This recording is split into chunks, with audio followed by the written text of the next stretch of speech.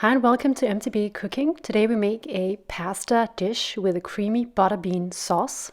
It doesn't contain cream, it doesn't contain eggs. It's easy to make and you can even make it vegan. But we won't make a vegan version, so we are starting by cooking up some bacon bits in their own fat, and we are just doing them really crispy. We can then take some roughly chopped onions, because we're going to blend them later, so it doesn't matter that they are roughly chopped, and fry them in the bacon fat.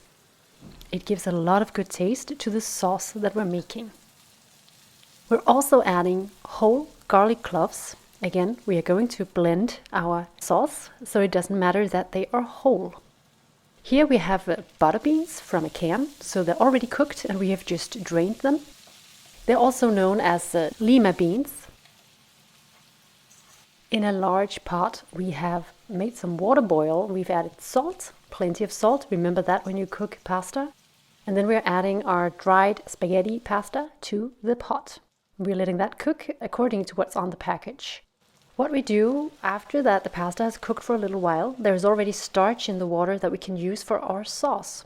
So we're adding a couple of spoonfuls of the pasta water to the pan with the beans and the onions. We added a bit of dried oregano, and then we can go in with our blender and start to blend it to a sauce. And obviously it helps with the pasta water to blend this to a more liquid sauce. We add the al dente cooked spaghettis that have been drained to the sauce.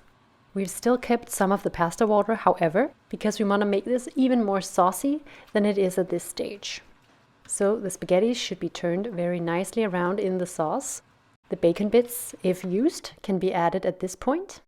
And it starts to even look like a carbonara, doesn't it? What we do at this point is we add in more pasta water until we get the consistency that we wish. We can season with pepper, maybe even more salt if it needs it. We are, of course, aware that there is salt in the bacon and on the Parmesan cheese that we're grating up here when we plate. This is an amazing dish. You can even do it vegan and not add bacon and Parmesan. Then you still get a creamy pasta dish. But if you do eat meat and milk products, we can so advise you to try it out. Thank you so much for having watched MTB Cooking with us today. We hope you liked the video and you want to give it a like. Subscribe to our channel for that extra support, and we'll see you next time. Bye.